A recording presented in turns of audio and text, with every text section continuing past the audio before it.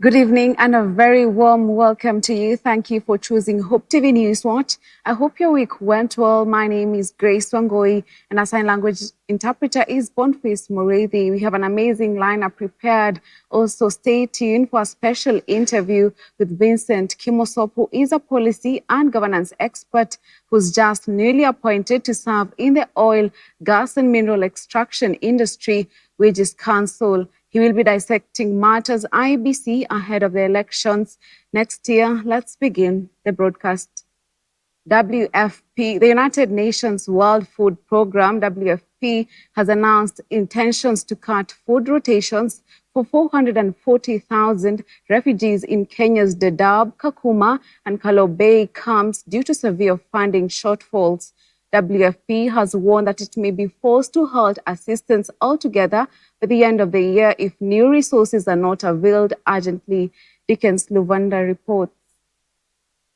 Over 440,000 refugees in Kenya risk facing acute food shortage after the United Nations World Food Programme WFP announced plans to cut food rations by 48%. In a statement, WFP Kenya Country Director Lauren Landis said they are urgently seeking 4.5 billion shillings to restore full food rations to refugees in Dadaab, Kakuma and Kalobeyei camps for the next 6 months. While saying low funding levels have left WFP with no choice, Landis said refugees in Kenya are in an immediate need of assistance and stability, even as the country and the international community continue to engage in exploring sustainable solutions for this population. The WFP has not been able to provide a full ration to refugees since 2018 and was forced to cut rations from 80 to 60% in October 2020. The cutting of food distribution by the WFP spells doom for Kenya at a time the country is facing drought in more than 11 counties. Dickens Luvanda, Hope TV News Watch.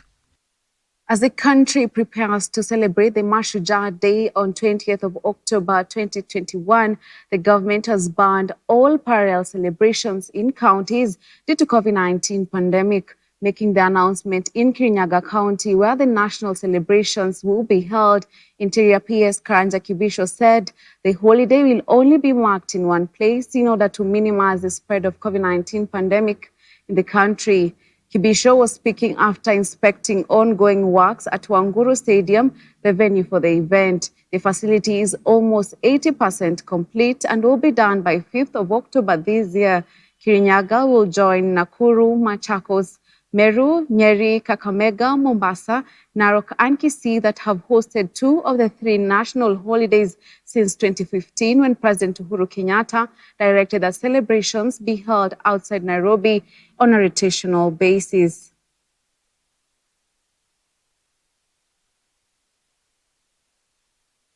Now, a Nairobi court has ruled that Transport Chief Administrative Secretary Chris Obure has a case to answer in the multi-billion shilling Anglo leasing scandal. Obure and his co-accused former Transport PS Sami Kyungu and former Finance Secretary Samuel Bundoch will be put on the defense in the case where they are facing graft charges over 1.2 billion procurement of VSAT satellite for the Postal Corporation of Kenya.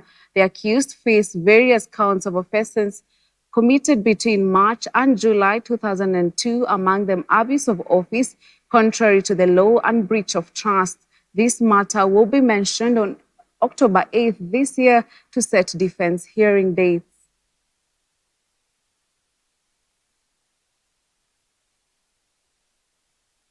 Political leaders and the clergy in Laikipia County have questioned the effectiveness of the ongoing security operation in Laikipia County. The leaders, led by Laikipia Senator John Kinyua, Laikipia West MP Patrick Mariru, and a host of clergy, decried that armed bandits and illegal herders were still roaming in the county freely despite the government having launched a security operation to flush them out. According to them, since the government issued an ultimatum to the bandits 2 weeks ago, nothing much has been done to ensure their elimination. The leaders' concerns come barely 2 days after a 64-year-old man was shot dead at Wangwashi area of Olmaran ward by suspected armed bandits.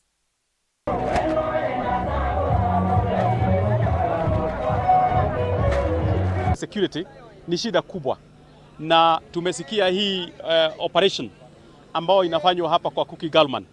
Hii operation ya pale kwa Cookie Galman ambao wamesema ya kwamba polisi watolewe, wakora watolewe ama baddies watolewe kutoka kwa Laikipia Launching Company.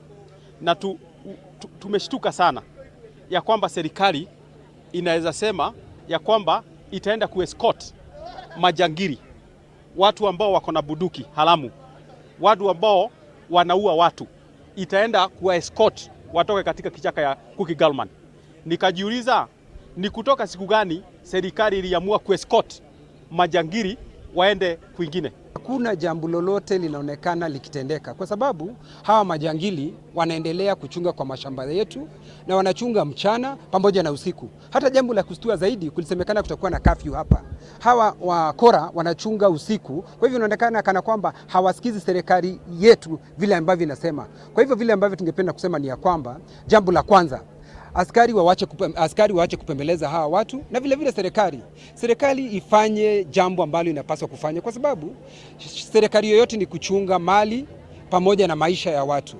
Serikali tunaomba kwa rasmi ama kwa heshima, na ningetaka nituambie kwamba simameni mahali penu, tunawasikia, tunawagoja. Isije kila wakati uchaguzi ni kilio, ni mambo mabaya inatokelezea. Mimi ama sisi kama watumishi wa Mungu na mabisho babaye tumekuja mahali hapa, tumeona ile kazi ambayo inafanyika hapa, yale kilio kiko mahali hapa, na ningewasihi tafadhali hii jambo tulikomesha tukiwa kitu kimoja. Juzi tumeona hata serikali ikijaa hapa, wameua mzee ambaye anaitwa Wayune, wametoka tu hapo. Tunaona kuna vifaru, ndege ziko, kila nguvu za serikali ziko pale, na tukaona tuko na hofu sisi kama wachungaji, na raia wanapotelea kwetu kutafuta mashauri na kutiwa nguvu.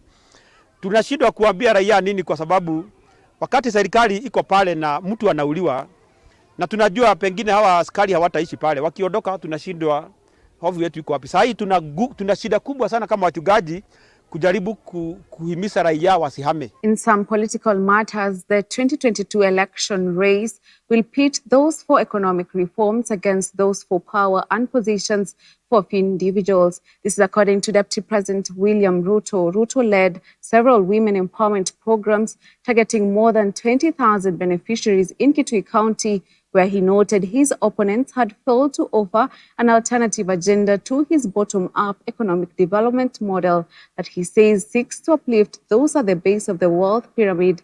Alice Diana with this report. Deputy President William Ruto has urged Kenyans to carefully evaluate leaders' policies and rally behind those with solid plans to transform their lives. Ruto, who was speaking in Kitui, where he led several women empowerment programs targeting more than 20,000 beneficiaries in the lower eastern county, said it is upon Kenyans to decide as voters if the next government will create jobs for the youth or change the constitution to create positions for politicians. Mtu asikuje kutuuzia ukabila. Hatuna biashara na ukabila. Mtu asikuje kutuuzia mambo ya vyeo na mamlaka. Kwanza tunataka kusuluhisha matatizo ya Wakenya wote. Vile mko na watoto nyumbani hawana kazi, ndio hivyo Kenya mzima. Vile mko na matatizo ya kutafuta pesa ya kufanya biashara, ndio hivyo Kenya mzima. And therefore we need a national vision that is going to lift everybody. Ndio tunasema hii uchumi ya hapa mbele tunataka iwe ya kuanzia chini. Pale mahali mtu jobless ako, tuanze na huyo jobless tumtafutie kazi. The Deputy President, who was accompanied by MPs Nibrod Mbai, Victor Munyaka, Kimani Ichung'wah, former Machakos Senator Johnson Muthama, and former Nairobi Deputy Governor Jonathan Mweke, said his competition had ulterior intentions in its quest to amend the constitution via the Building Bridges Initiative BBI. He said the promoters of the BBI were deceiving Kenyans that the proposals in the document were meant to benefit the country. Tunasema tunataka kuunda serikali ya mwaka ujao ambayo inaelewa lugha ya watu wa chini. Hii Kenya kiburi na madharau. Nyinyi mnanielewa? Hii Kenya iko na watu wa kiburi na madharau. Na ndio sababu tukifika mahali tumepanga vile tutaendesha mpango wa Big Four, tupate nafasi za kazi kwa vijana, tupate bima ya afya kupitia universal health coverage. Yule kiongozi utapata ako na mwelekeo na maono ya kuangalia mambo ya mwananchi ya maendeleo mashinani, ile bottom up, ni William Ruto peke yake. Na ukiwasikiza viongozi wote, utasikia wengi wanaongea mambo ya viongozi wengine, haongei mambo ya mwananchi wa kawaida. Na kazi ya UDA ni kuunganisha Wakenya kuwa kitu kimoja. Kuwa hakuna Mpokomo, hakuna Mkikuyu, hakuna Mkamba, hakuna Mjaluo. Sisi wote tunaandamana kama jamii moja ya taifa letu la Kenya. The second in command, who has been making inroads to Ukambani region and holding roads at the ban on political gatherings due to COVID-19 effects, observed that he was committed to taking the country to the next level through the creation of a conducive environment for enterprises to thrive and jobs generated. Sijakuja hapa kubahatisha, na sijakuja hapa kwa makosa, na sijakuja hapa kwa sababu nimekosa kazi ama mahali pa kwenda. Nimekuja hapa deliberately kukutana na kina mama, kwa sababu mimi ninaamini kazi tunayofanya ya kina mama ni ya muhimu. For Hope TV Newswatch, I'm Alice Diana. Thank you, Alice, for that report. Now, the family of the late Dr. James Gakara, the Nakuru-based doctor, was a key suspect in the murder of his two children, aged 3 and 5, and accused of attempted suicide as well, will wait a little longer before they can get conclusive results on what led to his death and that of his two children. This is after post-mortem conducted on his body was inconclusive on the cause of the death. Government pathologist Titus Ngulungu revealed that a prick was detected on the body of the late doctor, but samples were taken for toxicological tests to ascertain the cause for death. Tiffany Wamboi has this report. On the night of September 18th, Winnie Odhiambo, a then mother of two, came home to a shocking discovery of finding her children dead in their abode next to her husband, Dr. James Gakara, who wasn't conscious on the same bed. Now, the family mourns the death of the children and their father, who passed on after being admitted in the ICU, with the cause of his death unknown. His family today witnessed the post-mortem being conducted on Dr. Gakara's body at the Nakuru Level 5 Hospital morgue by government pathologist Dr. Titus Ngulungu after it was suspected that Gakara attempted suicide after allegedly killing his two children. Ambao tumeweza kumaliza post-mortem ya ndugu yetu na imeweza kukamilisha sasa hivi. Lakini ripoti ya postmortem tutaingojea kwa sababu iko anda kwa DCIO na madaktari pia. Kwa hivyo baada ya kumaliza ripoti yao tutapata majibu. Kwa hivyo kwa sasa hivi wenzetu kama mke wa Dr. Gakara Molevi kwa sasa ako kwa state nzuri, ngaje tangu jana alikuwa na shida kiasi, akarudishwa akaweza kutibiwa. Na kuna yule msichana ambao alikuwa tunamuita tunasema ni manager wa nyumbani, na alikuwa na shock sana, akapelekwa hospitali na nafikiri aliweza kurudishwa baadaye usiku nyumbani. Lakini kuna dada wawili wa Gakara pia wako katika hali yao sio nzuri, lakini tunafurahia usaidizi ambao tunapata kutoka kwa madaktari kuwahusu na hata kuweza kuwafariji na counselors ambao wanatembea katika mji ule wameweza kusaidia sana. In a statement, Dr. Gulungu stated that the post-mortem could not immediately establish what led to the death of Dr. Gakara, who died at the hospital on September 22nd after being admitted in the ICU for 4 days. He further added that they collected some organs and tissues from the doctor's body for further analysis, even as the family patiently awaits the results from similar tests on the tissue samples collected from the bodies of his two children. Vile tumefanya hivyo kwa uchunguzi wa kifo cha daktari. Tumeangalia tukaona alikuwa on treated, na tumeangalia tukaona walikuwa na pricks, lakini unajua saa hii hatuwezi kujua kama ni N-man za madaktari, lakini hata hivyo tumechukua organs na tissues na zinapelekwa kwa maabara ya serikali ili kumbaini kama kulikuwa na kitu yoyote ambacho kilikuwa sumu ama kimbaya kwa mwili wake.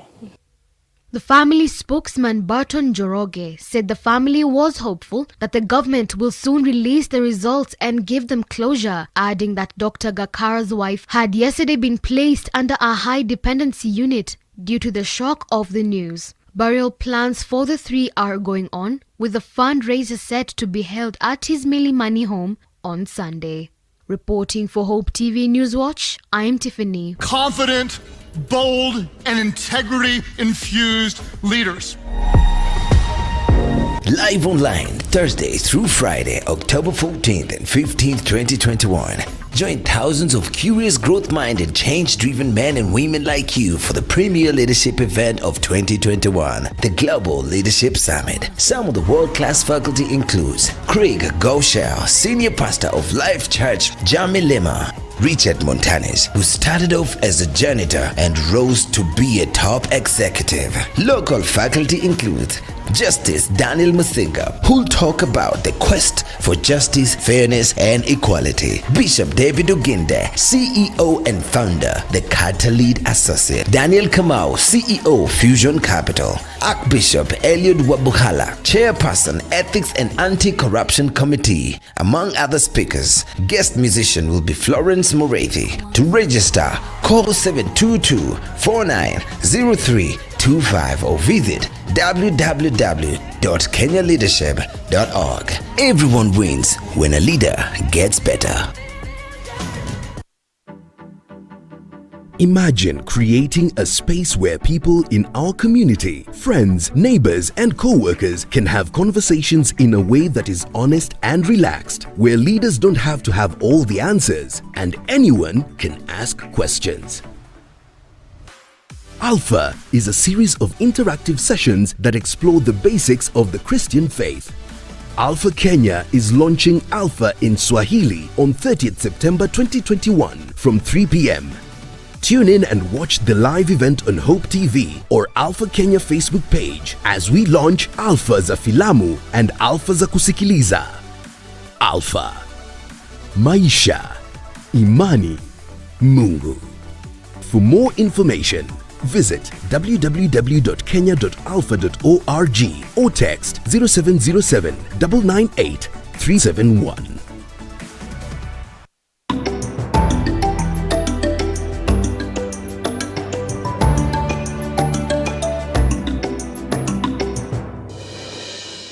Let's now move to the interview I promised you at the beginning of the broadcast with Vincent Kimosop, who is a policy and governance expert.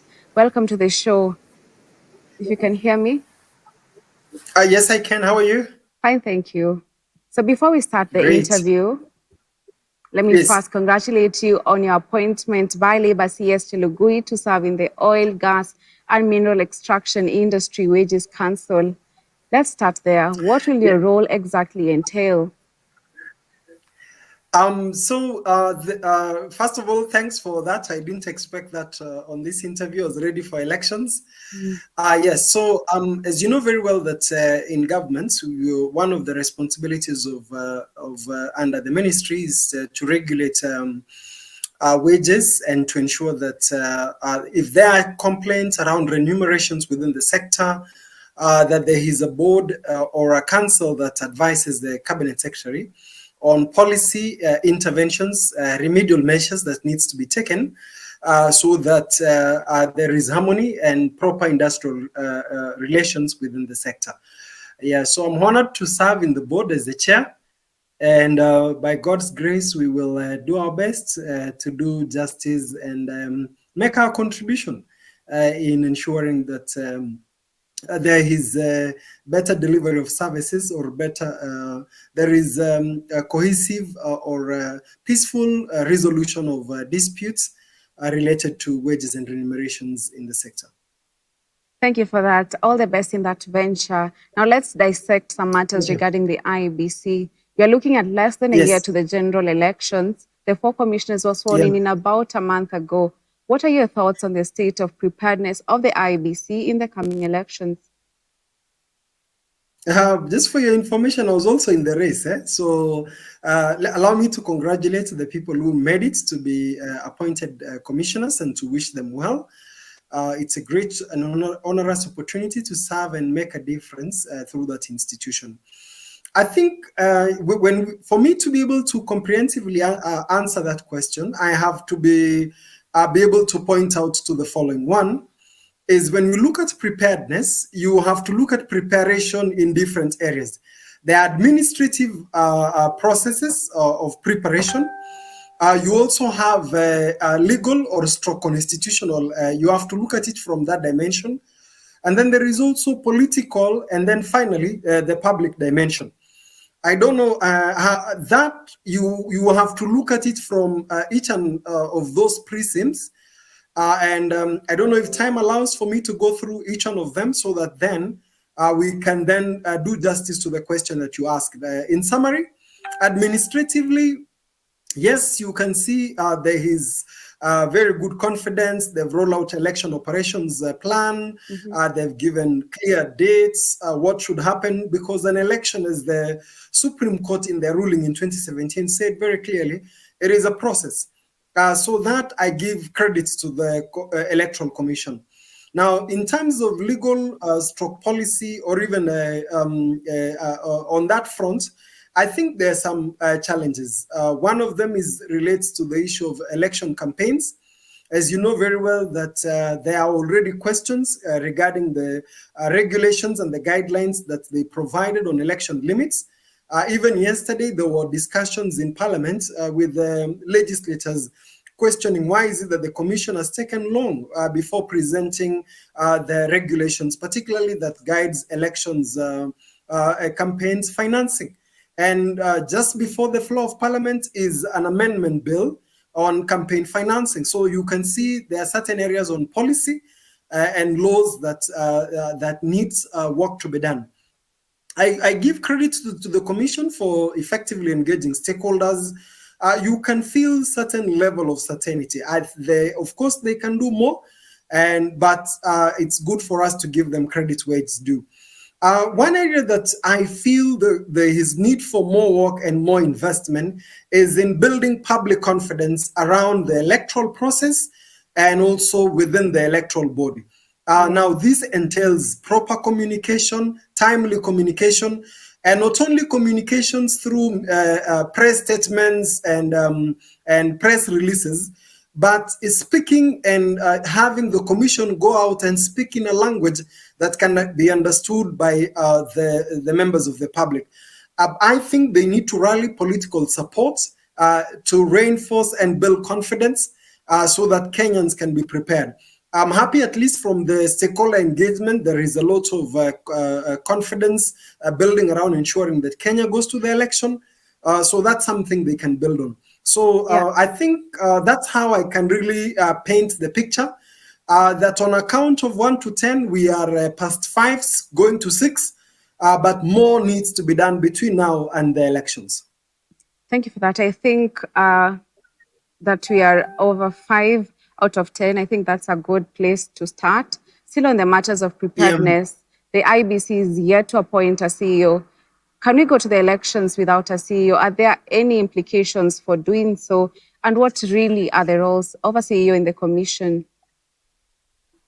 If you look at the amendments that were done in the one that were done in 2017, there was a clear separation between the management and the management and the Commission. So the Commission has 3 roles, which is policy, strategy, and oversight. And then, therefore, the management, led by the CEO, have the execution of those decisions and the day-to-day management, or which is purely operational. So I think, yes, it is possible to go to an election without the CEO. Of course, not the best practice, because it is good to have the House full. But remember, the Commission first is the commissioners. So once you have the commissioners, my persuasion, reading the constitution says a minimum of 3, but reading the rulings from the High Court on the BBI ruling together with the Court of Appeal ruling, you notice they said that when they made the policy decision, the commission was not quorate. And that is on its way to the Supreme Court. So we can have the elections. That is not an issue. Of course, hopefully they can resolve the issue of the CEO so that you can have a full team. Elections matter in this country. And if you look at our economy, it directly correlates to the way we perform in every elections. Thank you. Still on the matters of management, there have been talks on the removal of IEBC Chair Wafula Chebukati past. Will this be a good idea? And just to add to that, maybe you can also tell us what the implications for that would be. Of course, you remember I talked about the one area that you still feel that the commission is not prepared is on the political front.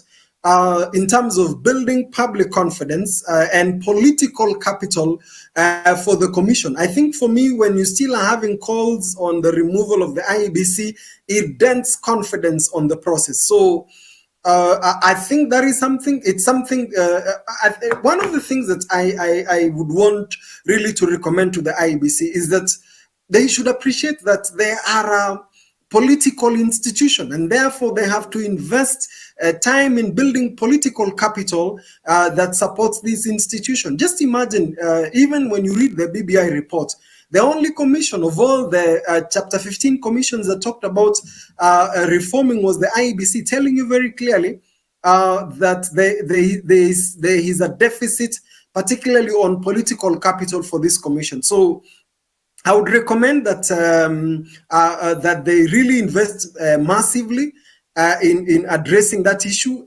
They have to build the political confidence. Once look at the opinion polls. Every time we go to an election with a low political capital and public confidence in the electoral body, it has implications on the outcome of the election because you can prepare very well technically, do everything, procure administratively, communicate well, but if there is a dent on the political capital and political confidence on the institution, then you will have challenges. It's interesting that you've mentioned that the IEBC should invest heavily also to the population and the voters. Now, the IEBC wants to register 6 million voters. Any thoughts on this target? Is it too high for them or is it too low, seeing that we have less than a year to the general elections? Does the Commission have enough time to register such a number?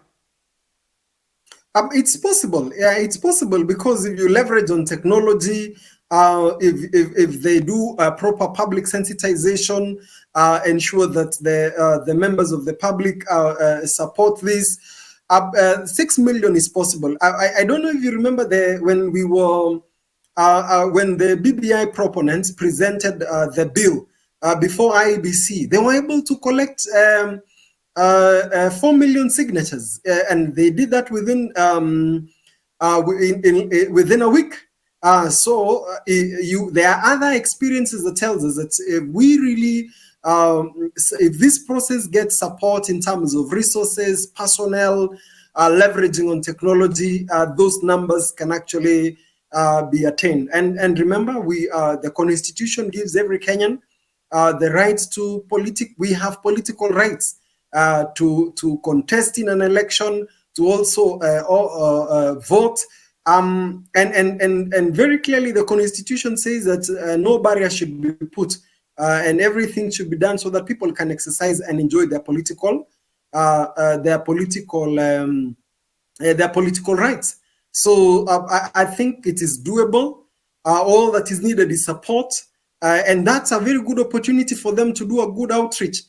I remember when the interim electoral interim electoral commission, IIEC, chaired then by Isaac Hassan, one of the things that they did, and they were even given credit by the Marketing Society, was after the 2007 election, which was discredited. We had challenges, that they were able to roll out a very good public sensitization. I know I'm in the media, but today, even in my mind, I can sing for you the song of that they were able to market and went outside there, and it's still in my mind.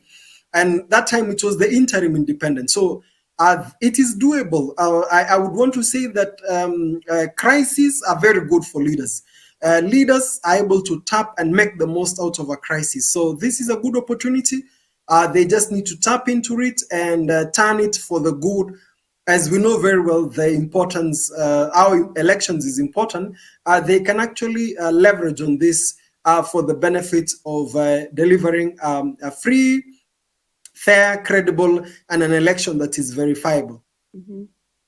There has been a lot of politics tied to issuance of IDs, with some claims that they're only being given to some regions and others are left out, in view of the fact that a national ID is required in registering for elections. Maybe you can share your sentiments on the same. You mean the restrictions that are put in place for, first of all, there is also, that story needs to be told and told well, because we also have cases whereby we have many uncollected IDs from the National Registration Bureau. So I think I would want to take a balanced approach, that it is one thing to say that there are indeed barriers that are put in other areas that restrict people from acquiring ID cards, but that is not the full story. We also have incidences of other areas whereby people just don't go for the IDs. So I think, and that is why it is important for IEBC to appreciate that they will not deliver a free and fair election on their own. We need the entire system to come behind the IEBC in terms of proper outreach through the National Registration Bureau, utilize all the infrastructure, utilize post offices, and let us get this happening. And this is also something that it is in the interest of politicians to ensure that more people are elected, more people are involved in an election, so that the outcome that we will have in 2022 after the election is an outcome that really reflects the popular will of Kenyans. Yes. Even as we summarize, Kenya has witnessed political violence for a number of elections. What is your assessment of the situation right now? Should Kenyans be worried? Is there any cause for alarm owing to the current political atmosphere? I think, you know, we are on Hope TV, and one of the things that we have to do here is to inspire and preach hope. So let me first begin as a Christian and to say that there are three things that we must always remember, which is faith, hope, and love. So indeed, there is hope that things will be okay. Why? Because we have time. Two, we have history to learn from. And we've also have experiences that if we really do things right, it is possible to navigate this and for us to be able to come out strong. One of the things that positive indicators is that we always have problems when we are going for an election, when an incumbent is defending the seat. But in most cases, when the incumbent is concluding, we do not have challenges. As we saw this in 2002, we saw this in 2013, and prayerfully that we will see that this will happen in 2022. However, now there are already signs of things that may go wrong. And I just want to give you the signs. One is unemployment is on the rise. The cost of violence has come down, and I wish we had enough time. I would be happy to share data just to show how the cost of violence has come down. And when you have a high unemployment, a youthful population, and therefore, and manipulative politicians, it is possible to have violence. Remember, we are also doing this. We're going to the election when we've had COVID. The report from the National Bureau of Statistics has shown the number of jobs that has been shed as a result of COVID-19. So more people are dependent. Jobs have been lost. And you know, level of desperation is high. The other thing that also I would want to point out to you is that I don't know if you've been seeing the recent cases of violence in Moyale, Laikipia, and some of them, whilst you can see there is resource competition, but there are also data to show that some of them are politically instigated. So there is reason to be hopeful, but also grounds for us to be of concern. And I would really recommend the media to highlight these opportunities so that we can make our contribution towards building and transitioning our country peacefully. You're completely right. Our message to preach here is that of faith and hope. Maybe lastly, you can give your remarks to Kenyans, even as they prepare for the elections in 2022. What is your message to Kenyans? My message to Kenyans is that the most important issue of national interest at the moment is us having a peaceful election and a smooth transition. That's something that is of national interest at the moment. I would recommend to our viewers who are watching us that as they go to the polls, may they look at three things. When you're choose leaders who have three things: leaders who have capacity, leaders who have character, and leaders who have compassion. And if I can say it in Swahili, is that tunahitaji uongozi bora, sio bora uongozi. And kiongozi bora ni yule ambaye ana upendo, uwezo na uaminifu. If we can get that, if we can get the right leadership, then we will actually soar and move to the next level as a country. So let's do our part, let's play our role, and even trust God to do his part. Amen. Due to time, our interview comes to an end. Thank you, Vincent Kimosop, for availing yourself for this interview. I'm sure our viewers have got something to think about and to ponder about regarding elections come next year. Now let's move on. This year's theme on Deaf Awareness Week was in the lines of championing for the rights of the deaf in the society. Part of a person's human rights is the right to quality education. However, this has been a challenge for most deaf people in our society, as Kenya National Association for the Deaf chairperson Nixon Kakiri reveals. Education for the deaf has been lagging. With the introduction of the competency-based curriculum CBC to all schools in the country, Kakiri fears that this will bring even more confusion in the already struggling system. Here's the report. Let's look beyond the struggles of the just launched competency-based curriculum and zoom in on the education structures put in place for the deaf in our society, even as the world marks International Deaf Awareness Week. A sit-down with Kenya National Association for the Deaf, KNAD Chair Nixon Kakiri reveals the gravity of the situation for education for the deaf, beginning right in primary school to secondary school and tertiary institutions. An understanding of his struggles growing up stem mostly from education matters. As far back as Kakiri can remember, he struggled during the first years of education. He began learning in an all-hearing school and a faculty that had little to no understanding of sign language, which has now become his primary language after years of learning, both here in the country and abroad. When I was a young boy, my mom told me that one time I was walking, but I was not able to balance myself very well. I kept on falling back and forth. So it was not really clear what really happened. So they don't have now history on how I became deaf. So I went to a hearing school, different schools, because they kept on changing schools, thinking that maybe I was the one who was an issue, because the issue of communication. You know, the teachers were there talking in class, but it was really hard for me to understand what they were talking about. So sometimes I was given a homework, some things to write, but I was just there not listening to what the teachers were, the instructions from the teachers. His opportunities for learning are, however, not the story of all deaf people in our society. As he explains, most schools for the deaf struggle with inadequate teachers who are fluent in Kenyan Sign Language, mostly due to minimal training in the language. According to him, sign language should be treated as any other language, and to grasp it, one must go through rigorous training. Kakiri further notes that to educate a deaf child is to first equip them with the Kenyan Sign Language. Look at some of the schools, the teachers in those schools. You look, the foundation of deaf education is still lagging behind. Because the exams is supposed to be set on using Kenya Sign Language. But the Ministry of Education, they are like, Kenya Sign Language,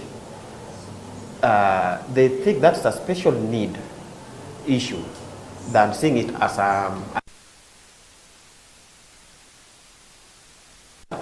idea whereby we need to accept Kenya Sign Language as a language which has its structures and is really dependent from these other languages. So whenever people, they teach sign language, they write it because they tell you sign, which is not the exact sign, which does not sign like the others, it's on glossy. So look at that, it's really confusing the deaf child who is in that school. So first of all, the deaf child has to learn English, then later is when they move to Kenya Sign Language, which is a wrong way of teaching a deaf child. Beyond education is employment of the deaf in the country.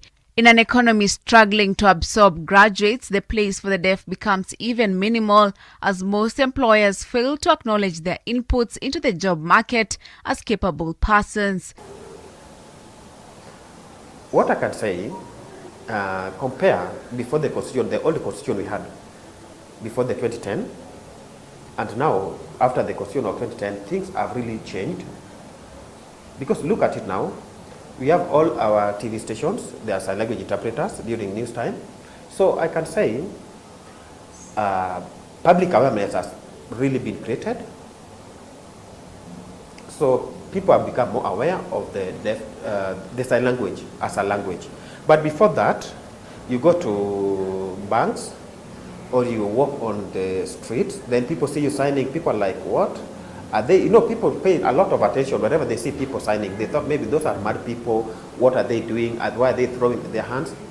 So, but now, people normally take it as normal. So I can really say a lot has changed, a lot has happened. But we still need to do a lot more. However, not all is gloom. The Constitution has a few provisions that have been of help to the deaf community, even though Kakiri says more needs to be done to streamline their implementation. Schools like the current Technical Training Institute for the Deaf, a TVET institution that aims to equip the learners with hands-on skills that can open opportunities for them to employ themselves and others, shines hope for the 1,000 students currently enrolled and the thousands of others who will go through the school. What I can encourage parents of deaf children, what they need to do, please, as a parent, you need to learn Kenyan Sign Language. Communicate with your child. Help your child to build a foundation of a language. Build that foundation together with your child. Take your child to school at that early age.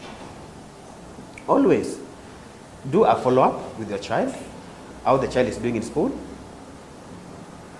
Feel free to sign with that child. If you have challenges when it comes to understanding the deaf child, we are here as KENAD. We'll be able to help you. We'll be able to guide you and to advise you. Grace Wangui for Hope TV News Watch. September is the World Alzheimer's Awareness Month. Alzheimer's disease is a neurodegenerative condition. According to specialists, this condition in Kenya affects over 80% of the elderly people, with a number of them not getting proper diagnosis. Our reporter Faith Imani Mugo managed to talk to Elizabeth Mutunga, the founder and the CEO of Alzheimer's and Dementia Kenya, ADOC, to shed some light on this condition. Take a look. As different organizations across the world mark the World Alzheimer's Awareness Month, a number of people are still unaware of the condition that is globally affecting millions and changing lives by the day. Dementia is an umbrella term that is used to explain changes in personality, cognition, and changes in behavior. So there are many types of dementia, and one of the types is Alzheimer's, which is the most common. Now, Alzheimer's disease affects about 80% of the population, and so that's why it's the most common of the dementias. It's a progressive degenerative condition. Once it starts, it does not stop. Common factors of Alzheimer's disease include memory loss, language problems, and impulsive or unpredictable behavior. Some of the symptoms that you will notice are you'll see somebody, they wander away, their loss of memory, repetition, lack of motivation for the things that they used to do before. And also another thing that you'll notice with them is that they become, they're not able to tell the time and place. Is it morning? Is it afternoon? Where am I at? They're not able to tell you that. And also another thing that you'll notice is that they will have issues with also relationships, special relationships. That means they're not able to tell, are they your father? Are they your husband? What is the relationship between the two of you? So those are some of the symptoms that you will notice with your loved one, and also a lot of repetition too. According to specialists, the symptoms are mild at first and become more severe over time, hence the need for caregivers to have a look into it when early signs emerge. One of the places where somebody can get an intervention is by seeing a neurologist. A neurologist is one who deals with the brain issues, and they're able to get, they'll have to do maybe blood work, an MRI, they'll do things like tests, cognitive tests, so that they can be able to determine what type of dementia it is. And one of the things we tell people, it's important to get diagnosis early so that you're able to handle your loved one better. How serious is the condition? As symptoms worsen, it becomes harder for people to remember recent events, to reason and recognize people they know. Eventually, a person with Alzheimer's disease may need full-time assistance. Management includes better communication with your loved ones, not arguing with them. We know today is Wednesday. If they wake up and say it's a Sunday, don't argue with them. Walk along with them and turn it at some point, but don't start arguing, because once you argue with them, they get very irritated, and they can be very aggressive. Another thing that is also very important is that when they're talking about going home, for example, the home they're talking about is not the current home where they are staying, it's the home where they grew up. And usually, because with dementia, what happens, your long-term memory is what is active. Your short-term memory is all wiped out. And so somebody is not able to remember that their parents are not alive, for example, maybe if they're in their 60s. Whereas there is no identified cure of Alzheimer's, there are modifiable factors that may help prevent Alzheimer's. What you can do is be socially active, engage with people, talk to other people. As you're exercising your body, you're also exercising your mind. You're just not sitting there and not doing anything about your mind. Maybe learn a new language, learn how to maybe knit, or do something that you've not done before. Do a new activity, eat a balanced diet, and then especially Mediterranean meal that is rich with fish oils. That is great for your loved one and yourself also, to prevent the condition. We are an organization that helps caregivers who have been affected or who are living with somebody living with dementia, and we try and give them support and try and guide them so that they can know how to handle their loved one. It's important that once you know your loved one has it, get a proper diagnosis. Number 2, give them the best conditional love that you can give them. And number 3, please do not discriminate against them. A lot of people think because of the nature it comes with that it's either witchcraft or you've done something wrong to God and so you're getting punished for it. That is not true. It's a disease like any other, and it affects people. And these people who have been affected were very, there are people who used to do their lives, who lived their lives very well, and now they're affected. So let's give the love. Faith Imani Mugo for Hope TV Newswatch. Thank you, Faith Imani, for that report. Now let's take another short break on Newswatch. We'll be back with the business and sports news.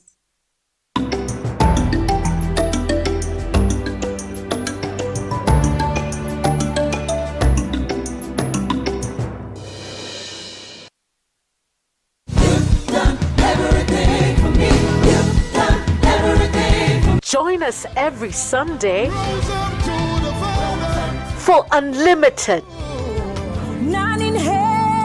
uplifting, powerful worship,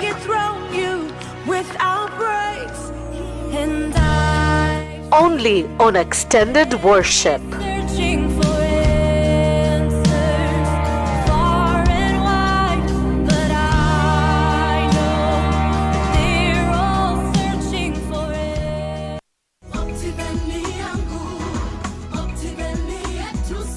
Ngarisha na Optiven. Guess what? It's just about the right time to build your dream home. At the Garden of Joy by Optiven. It comes with Maram roads, solar street lights, water piping along the mains, children play area, and a jogging truck. Get your value-added plot at only 1.495 million Kenyan shillings cash with flexible installment options for up to 12 months. Deposit 995,000 Kenya shillings and get a free washing machine for your home. Ngarisha na Optiven. Call us today on 0790 300 300.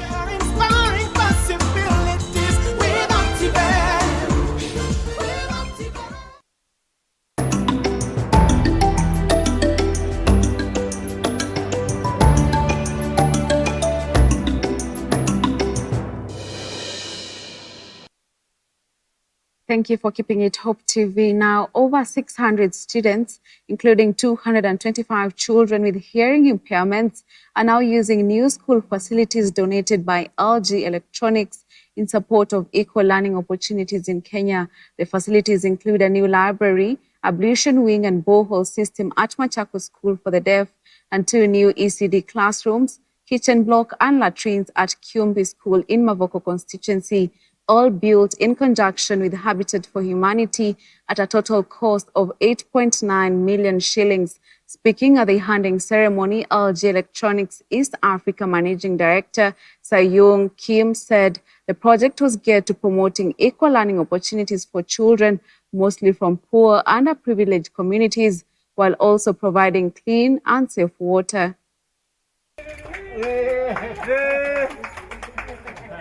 These are not just the buildings we are handing over, but also the keys to equal learning opportunities for children who come from some of the most underprivileged communities in Kenya.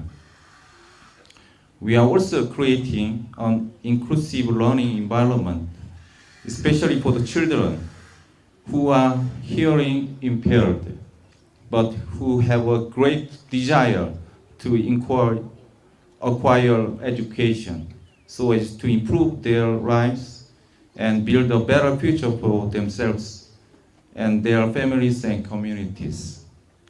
Ladies and gentlemen, as a part of our global sustainability agenda, LG is keen on promoting equality, diversity, and inclusivity. We can see this commitment in action here today as we transform the learning environment in the 2 schools. The banking sector will continue to play a key role in steering economic recovery in the wake of adverse economic effects occasioned by the COVID-19 pandemic. Speaking during the 3rd and final day of the Kenya Bankers Association Annual Banking Research Conference, KBA Vice Chair Rebecca Mbithi noted that following the recent economic downturn, the banking sector is now best placed to take center stage and steer economic recovery. This year's conference marked the 10th anniversary of the forum, bringing together researchers, financial sector players, policymakers, and academia. Having been here throughout the 3 days that we have been in some very important discussion, I think for us, this opportunity to share ideas on ways through which we can position the industry to continue supporting the economy is particularly critical for us. I would say it's our core mandate as KBA in terms of advocacy, and that advocacy is based on factual information that would come from a discussion like this one. And it's particularly important at this time when the global and indeed the local economy is grappling with this issue, this pandemic, that we had not rehearsed for it. Almost everybody has noted the fact that this COVID-19 pandemic has imposed some unprecedented challenges on the economy.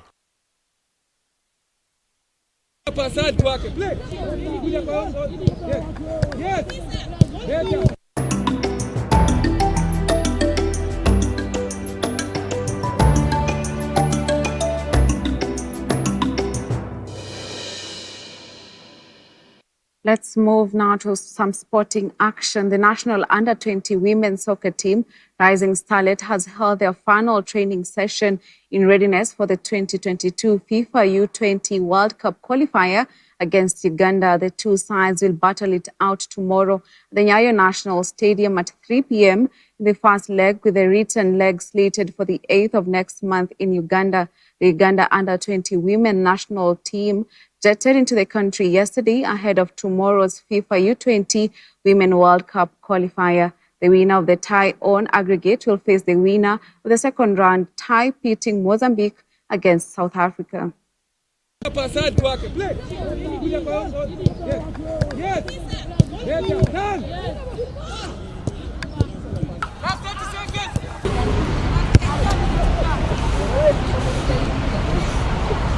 We're very ready for the game tomorrow, and I just want to assure the fans in Uganda, those in Kenya, please, the results are going to be very positive. Unfortunately, they've not been in school, but I think they've been playing football. So I'm pretty sure that they're ready to give me the results I really want. We don't have injuries, we don't have anything that is going to deter us from getting the results we want, and I'm pretty sure we are going to get the result. East Africa has moved a step. When you move back some 5 years, 6 years back, you see that there's a very big difference. The game these girls are playing now in East Africa and the game they used to play. The new FKF Premier League season is scheduled to kick off tomorrow, with several clubs being in a financial turmoil, and the league itself is without a title sponsor. Champions Tusker FC will launch their title defense, then away match against AFC Leopards at the Nyayo National Stadium. FKF Cup champions Gor Mahia will host KCB at the Kasarani Stadium. The promoted FC Talanta hosting Wazito FC later on the day at the same venue. Meanwhile, the National Super League runners-up Vihiga Bullets entertain Bidco United. According to the new fixtures, Bandari will host Mathare, Posta Rangers entertain Kariobangi Sharks, and Sofapaka play Nairobi City Stars.